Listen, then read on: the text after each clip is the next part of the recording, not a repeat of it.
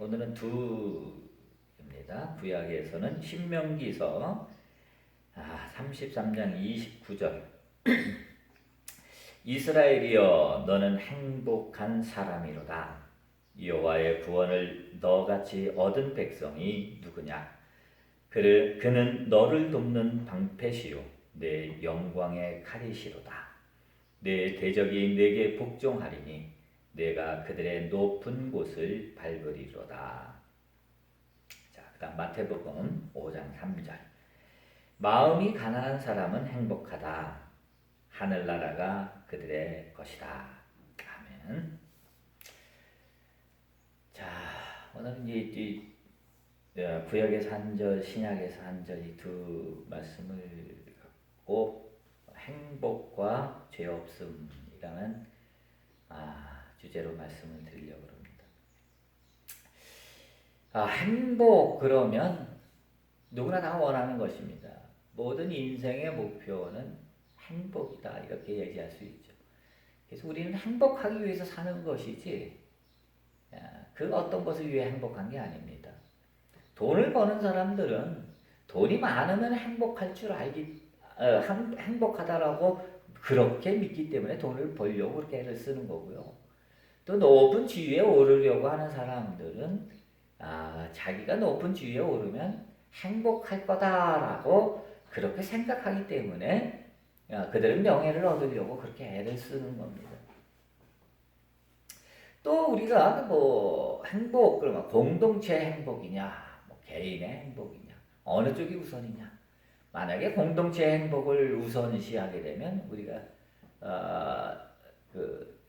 학교 다닐 때 배웠던 그 존 스튜어트 밀의 공리주의를 택하는 거겠죠. 또 개인의 행복을 우선시하게 된다면 우리는 에피쿠로스 학파에서 주장하는 식으로 우리는 그 쾌락주의적인 그런 선택을 하는 겁니다. 또 우리가 어떤 그 행복을 우리 내면에서 찾는다. 또는 행복을 어떤 바깥의 조건에서 찾는다. 이렇게 내면의 행복이냐 아니면 그 외연의 행복이냐 이렇게 우리가 또 행복을 이야기할 수 있습니다. 그래서 행복 그러면 여러분들이 한번 그 검색창에다 검색을 해보시면 엄청나게 행복에 대한 이야기들이 엄청나게 많이 나옵니다. 자, 왜 행복에 대해서 그렇게 엄청난 이야기들이 많이 나오죠? 왜 그렇게 행복에 대해서 이렇게 어마어마한 분량이 쏟아져 나오는 거죠? 그건 뒤집어 말하자면 인간은 행복을 모른다는 겁니다. 모르니까 한마디만 알면 누구나 다 알면 그냥 한마디만 하면 행복 딱 한마디만 하면 다 끝나는 거예요. 근데 뭐가 행복이지? 그러니까 자꾸만 이렇게 하면 행복할 거야, 저렇게 하면 행복할 거야, 이런 식으로 우리가 자꾸 말을 만들어내니까 행복에 대한 이야기들이 엄청나게 많이 나오는 겁니다. 자, 그래서 이 행복이라고 하는 것은 우리가 이렇게 왜 우리가 행복하려고 하는가, 어떨 때 행복하는가라고 이렇게 한번 이렇게 추적해 보면요, 일단 행복의 기저에는 인간의 욕망이라는 게 있어요. 그래서 인간은 자신의 욕망이나 욕구가 충족이 되면 행복감을 느끼게 됩니다. 만족감을 느끼게 돼요. 만족하면 행복하겠다라고 우리는 느끼게 되는 겁니다. 만족하고 행복하면 우리는 기쁨이 오죠. 물론 행복과 기쁨은 일치하는 건 아닙니다. 인간 세상에서는 행복과 기쁨은 인간 세상에서는 별로 일치되지 않는 경우가 종종 있습니다. 한 예를 들어보면 수도원에서 고행하는 사람들이 있잖아요. 그들은 어떤 육신의 고통을 승화시켜서 그 육신의 고통 속에서 그들은 행복을 찾죠. 예, 그러므로 행복과 기쁨은 반드시 일치하는 것은 아니다. 이렇게 얘기할 수도 있어요. 우리가 뭐 지난주 설교에서 제가 말씀을 드렸듯이 인간의 욕망의 그 충족이라고 하는 것은 이 시공간의 세계에서는 불가능하다. 여러분들이 행복해지지 않으려고 해서 행복해지지 않는 게 아니라 시공간이라고 하는 이 전제 조건 속에서는 행복이라는 것이 애당초 불가능한 것이다 라는 것을 여러분들이 이해하시면 됩니다. 지난주 설교의 연속입니다. 블로그나 유튜브를 보시면 설교 올라와 있습니다. 그러므로 인간은 끊임없이 행복을 추구할 뿐 인간은 결코 행복해질 수 없다라고 하는 것이 여러분에게 드릴 수 있는 결론입니다. 그러면 뭐지? 행복해질 수 없다. 불가능하다. 그럼 왜 살지? 뭐 여러 가지 얘기가 있을 수 있겠죠. 그 얘기 조금 이따 하고 일단 오늘 본문부터 한번 봅시다. 오늘 본문을 통해서 행복이 성경에서는 행복을 뭐라고 정의하는지 한번 이렇게 쭉 봅시다. 자, 신명기서 33장 29절을 다시 한번 보면 이스라엘이여 너는 행복한 사람이로다. 이 행복한 사람이다라고 할 때 이 행복이라는 단어가 에쉐르라는 단어인데 이 에쉐르라는 단어는 아샤르라는 단어에서 히브리어 아샤르라는 단어에서 파생되어 난 단어입니다. 제가 어제 그냥 행복이나 뭐 이런 단어를 쭉 다 검색을 해봐서 제일 적합한 단어 성경 규제를 하나 꼽은 겁니다.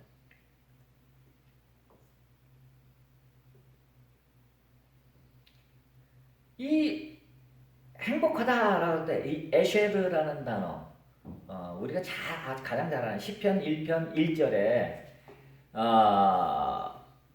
복 있는 사람은 악인의 꾀를 쫓지 아니하고 이 나오죠. 시편이 복 있는 사람은으로부터 시작되는데 이때 복이 바로 이 에쉐르라는 단어를 썼어요. 행복한 사람이 어떤 사람이냐 하는 것이 이제 시편 1편에서 이제 나오죠. 자, 근데 아샤르라는 이 단어에서 에쉐르라는 단어가 파생되어 나왔다고 말씀을 드렸는데 이 아샤르라는 단어는 어떤 의미를 갖고 있냐면 똑바로 가다라는 뜻을 갖고 있어요. 똑바로 가다. 그러니까 이건 여호수아서 1장에 나와 있는 대로 좌로나 우로나 치우치지 않고 그냥 똑바로 가는 거예요. 제일 빠른 길은 직선으로 가는 겁니다. 그럴 때 행복한 거다라는 거예요. 그 직선으로 가는 자가 복 있는 사람이라는 거예요. 자, 그 다음에 여기 다음에 보면 네가 행복한데 왜 행복하냐? 여호와의 구원을 얻었기 때문에 너는 행복하다라는 거예요. 자, 똑바로 가다라는 말과 이 구원이라고 여호와의 구원을 얻었다라는 말을 이렇게 연결시켜서 보면요, 이 구약에서 구원이 뭡니까? 구약은 신명기서에서는 하나님의 말씀에서 순종하는 자가 그게 의로운 자예요. 그게 그들의 의, 쩌다카란 말이에요. 이 쩌다카라고 하는 이 단어가 의롭다 하심을 받는다라는 이제 바울의 얘기하고 이제 연결이 되는 겁니다. 그래서 복 있는 자는 시편 1편에서도 마찬가지예요. 복 있는 자는 다른 게 아니에요.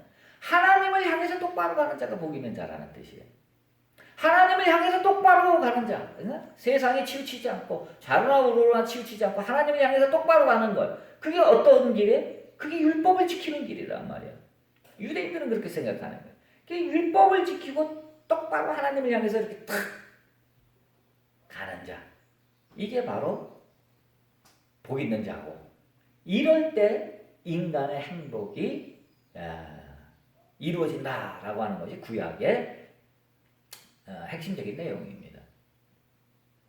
자, 그럼 신약을 봅시다. 예수님이 말씀하신 것 중에 마태복음 5장 3절, 우리가 이제 팔복이라고 얘기하죠. 심령이 가난한 자는 복이 있나니 천국이 저희 것이며 이렇게 되어 있는데, 이건 이제 공동 번역하고 현대인의 성경하고 둘이 똑같이 번역을 했는데 공동 번역으로 보려고 합니다. 마음이 가난한 사람들은 행복하다. 하늘나라가 그들의 것이다. 이제 이렇게 얘기해요. 가난한 자들은 행복하다, 복되다, 행복하다. 같은 얘기. 예, 그것이 이때 헬라어 단어가 마카리오스라는 단어를 쓰는데, 이 마카리오스라는 이 단어는 글자 그대로 축복, 행복, 뭐 이런 뜻이에요. 그런데 이 마카리오스라는 단어에서 파생되어져 나온 단어가 마카리조라는 단어가 파생되어져 나오는데, 이 마카리조라는 단어도 축복 선언하다 뭐 이런 뜻도 있지만, 이 마카리조라는 단어의 또 다른 뜻이 어떤 뜻이냐? 아름답다. 아름답게 하다. 축복을 선언하다. 이 마카리조라는 단어가 그런 뜻을 갖고 있어요. 자, 그러면 이것을 가지고 유추해서 우리가 본다면 행복이 뭐냐? 뭐가 복받은 자냐? 아름다운 사람이 복받은 자라는 거예요. 아름다운 자들. 참 재밌죠? 아름답다. 그래서 저는 한 가지를 또 더 생각해 봤어요. 아름답다. 우리말의 아름다운, 뭐뭐다운, 답다, 라는 꼭 아름이라, 아름. 한 아름, 두 아름. 그래서 우리말에서의 행복을 이야기하자면, 이 자신에게 품으로 품을 때, 그때 아름답고, 그때 행복한 거라는 거예요. 엄마 품에 이렇게 엄마의 아름에 이렇게 애가 안겨 있을 때 애가 얼마나 행복하겠어요. 엄마 품에 안긴 애들이 행복하지. 그게 행복이라는 거예요. 아름다움이 행복이다.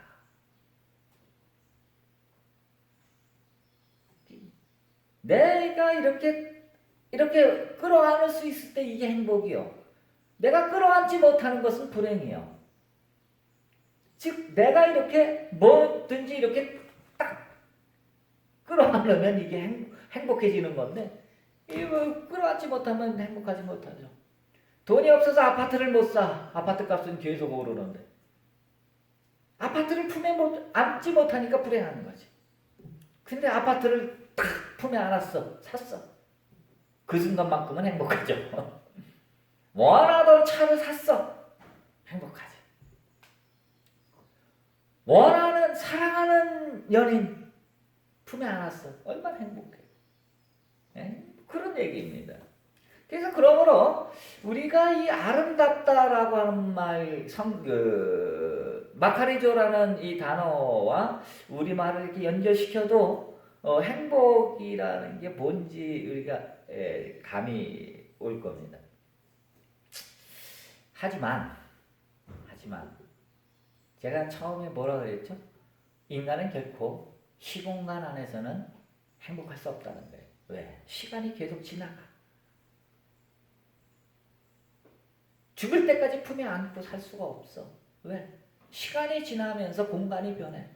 시간이 지나면서 서로가 변해가기 때문에 끝까지 이렇게 안을 수 없어. 꽃도, 아름다운 꽃도 열흘을 못 가는 거 아니겠어요? 화무시기론이라고. 아름답게 피었던 꽃도 지난밤 비에 떨어지는 겁니다. 시간과 공간 속에서는 영원히 내 아름 속에 이렇게 안을 수가 없기 때문에 그 순간, 앉는 순간 외에는 인간은 행복할 수 없다라는 거예요. 자, 그러면 인간이 왜 행복하지 못하는가라고 하는 것을 성서적으로 또 영성적으로 좀 더 깊이 한번 들어가 봅시다. 3번입니다. 우리는 왜 행복하지 못하는가? 성경은 뭐라 그러죠? 죄 때문이에요. 죄. 행복하지 못하도록 하는 것 그 자체를, 그 모든 것을 죄라는 한 단어로 설명하고 있죠.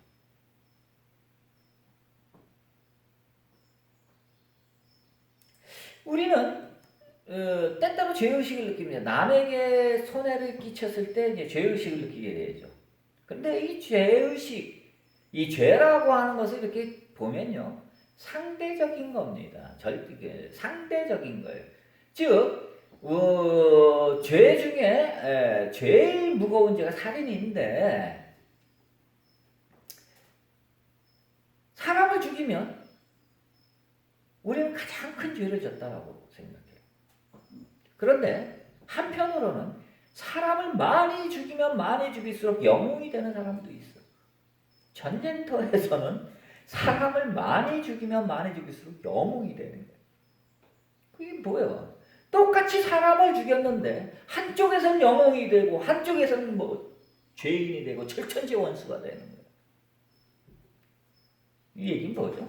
죄라는 것이 상대적이라는 거예요. 상대적이라고 하는 얘기는 죄라고 하는 것은 어떤 절대적인 실체가 없다는 거예요.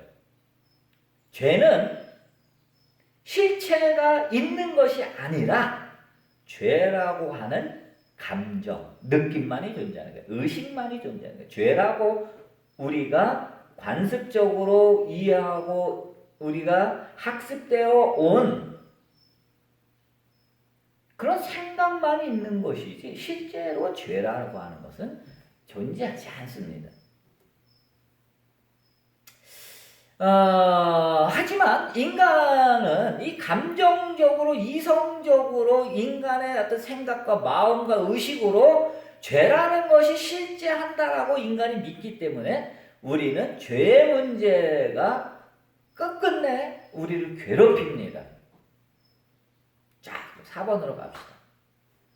자, 이 죄의 문제 때문에 인간이 불행해지기 때문에 우리가 행복해지기 위해서는 이 죄의 문제를 극복해 나가야 합니다. 이 죄의 문제가 극복되지 않으면 안 돼요. 자, 그러면 우리가 시공간이라고 하는 시간이나 공간의 개념으로 죄가 실제다라고 인정하는 한 우리는 죄의 문제를 영원히 극복 못합니다. 바울이 비슷하게 알았던 것 같죠. 로마서에 뭐라고 하죠? 의인은 없나니 하나도 없다라고 얘기하잖아요. 큰 죄인이냐 작은 죄인이냐의 문제일 뿐이지 죄인 아닌 사람이 누가 있겠냐라는 거예요. 죄라고 하는 것을 실제라고 우리가 죄라고 하는 실체가 존재한다. 이게 이제 중세 때 실제론과 유명론의 논쟁이 있었죠. 이 죄라고 하는 것이 실제한다, 라고 한다면 인간은 죄에서부터 영원히 못 벗어납니다. 이 보편 논쟁의 결과가 어떻게 되죠? 중세 때 보편 논쟁의 결과에서 실제론이 패하고 유명론이 승리합니다. 철학사를 보시거나 신학사를 보시면 나와요. 그 유명론이라는 게 다른 말이 아니라 그건 이름뿐이라는 거예요. 실제가 없다는 거예요. 원죄? 그거는 이름뿐이지 실체가 존재하지 않는다는 거예요. 이미 신학사에서 죄라는 것은 실체가 존재하는 것이 아니다라고 이미 중세 때 결론이 났음에도 불구하고 오늘날 교회에서는 아직까지도 죄라는 것을 실제라고 그렇게 가르치고 얘기한다고요. 그래서 그게 보편 논쟁이 끝난 지가 벌써 한 800년, 500년, 한 6, 700년 전에 이미 다 결론난 문제인데 아직도 죄가 실제다. 그래 너 회개하라. 막 이렇게 나온단 말이지. 신학교에서 다들 배웠는데 그 시험에 단골로 나오는 문제 아니에요. 유명론과 실제론에 대해서 논하시오. 이거 뭐 단골로 배우는 거 그거 딱딱딱딱 외워서 다 썼던 건데 그러나 오늘날 교회에서는 여전히 학교에서는 유명론이 승리했다라고 배우고 교회에서는 여전히 죄는 실체가 있다.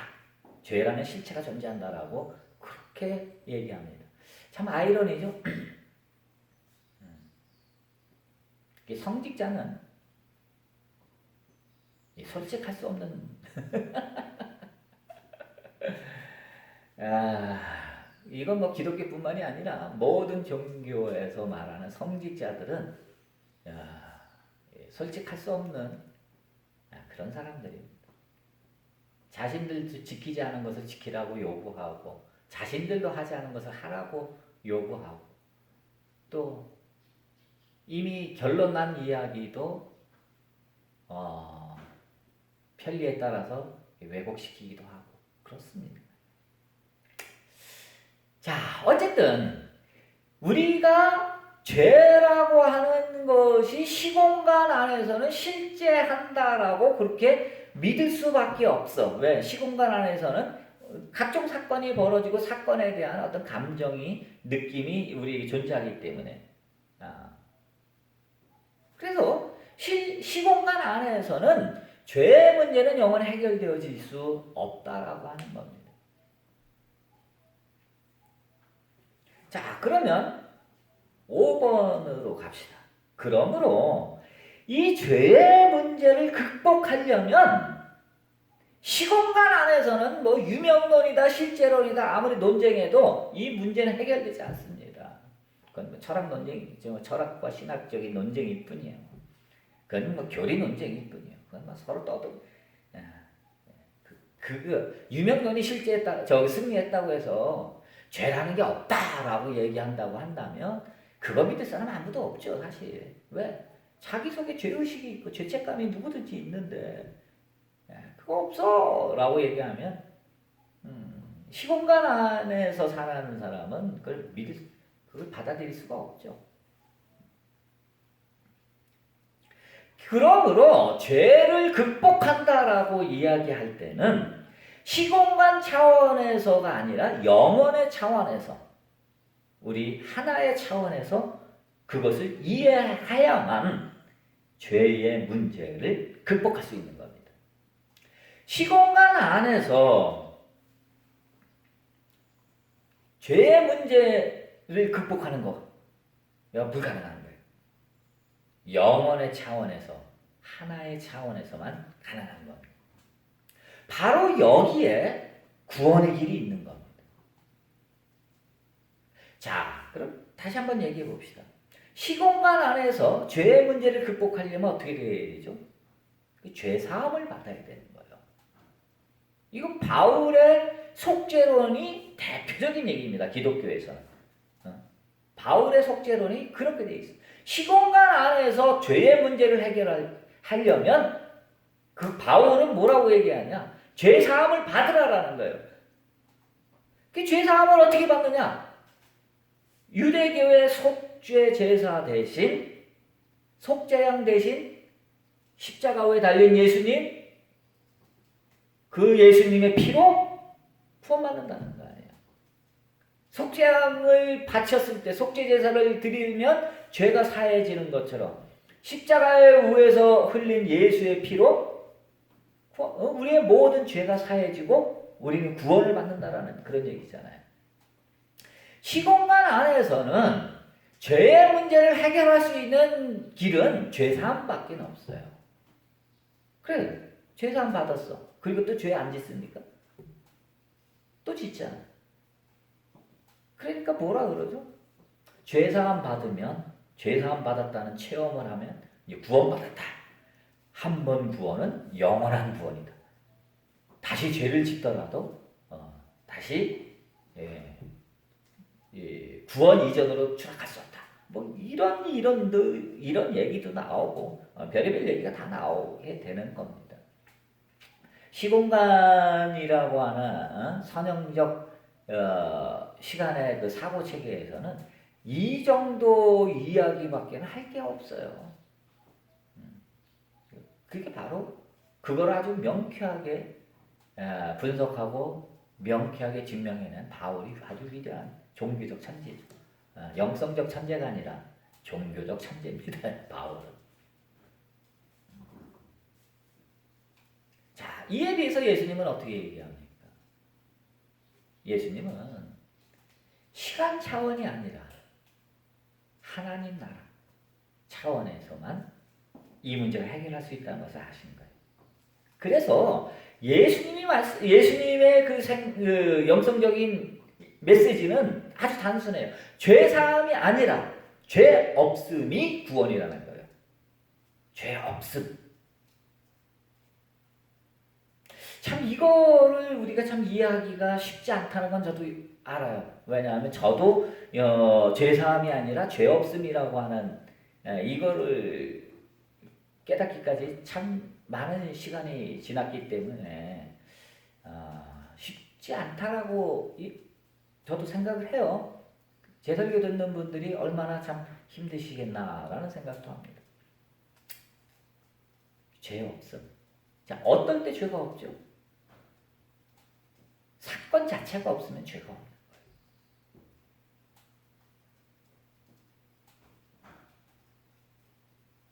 사건 자체가 없으려면 어떻게 되죠? 시간이 존재하면 안 돼.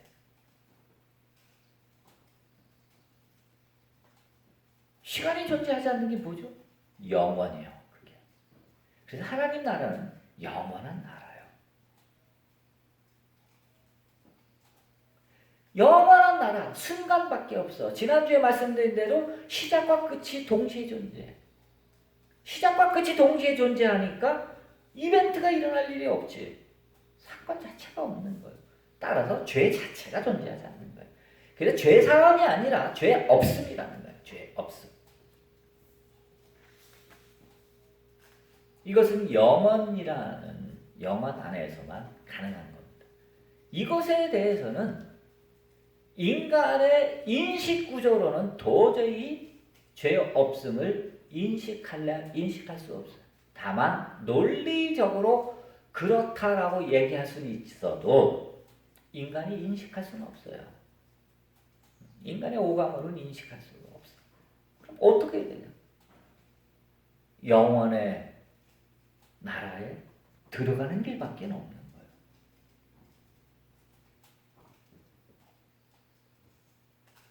죄 없음을 믿고 죄 자체가 없다는 것을 믿고 죄 자체를 일으킬 만한 사건이 일어난 적이 없다는 것을 분명하게 믿고 죄 없음으로 나아가는 겁니다. 하나님 나라는 죄 없음의 나라예요. 죄 사함 받고 가는 것이 아니라 죄 자체가 없다고 하는 것을 깨닫고 가는 나라가 하나님 나라예요. 그 영원한 나라는 죄가 없으니까. 우리를 불행하게 만드는 모든 것들이 죄인데 그 죄가 없으니까 처음부터 끝까지 행복이에요. 처음부터 끝이라는 것 자체가 존재하지 않으니까 영원한 행복이에요. 인간은 행복과 기쁨이 일치되지 않는 경우가 종종 있는데 거기서는 행복과 기쁨이 항상 동시에 일어나는 거예요. 항상 일치하는 거예요. 그러니까 영원한 평화야. 이게 하나님 나라예요. 따라서 우리가 죄의 문제 뭐 이런 거 갖고 여러분 힘들어하지 마시고요. 그것을 죄를 사하려고 애쓰지도 마시고요. 죄 없음 그것을 믿고 죄 없음의 나라로 들어가시는 여러분 되시기를 주님의 이름으로 축원합니다. 기도합시다. 사랑의 주님, 우리는 이 죄라는 것이 있다라고 그렇게 믿고 그것 때문에 괴로워합니다. 그런데 이 죄라는 것이 있지 않다는 사실을 우리가 오늘 알았습니다. 그러므로 우리 모두가 죄 없음에 상태요. 죄 없음의 존재 그 자체입니다. 하나님의 아들들은 죄 사함 받은 자가 아니라 죄 없는 자입니다. 우리가 하나님의 아들임을 믿고 죄 없음을 믿고 영원한 행복과 기쁨이 충만한 하나님 나라로 다 들어가는 우리가 되게 하여 주옵소서. 그 나라에 들어가기 전까지는 우리가 죄 없음을 알 수도 없고 인식할 수도 없습니다. 그 나라에 다 들어가는 우리가 되게 하여 주옵소서. 예수님의 이름으로 기도했습니다. 아멘. 교회 소식을 말씀드리자면 지난 주에도 말씀드렸지만 8월 말까지 비대면 예배로 진행하도록 하겠습니다. 중간에 특별한 사정이 있으면 다시 예배를 드리겠지만 그렇지 않으면 8월 말까지는 지금처럼 예배 드립니다. 개인적으로는 마스크 안 쓰고 예배 드려서 너무 기분이 좋긴 한데 이렇게 핸드폰 쳐다보고 예배 드리려니까 좀 그렇죠. 자, 630장 찬송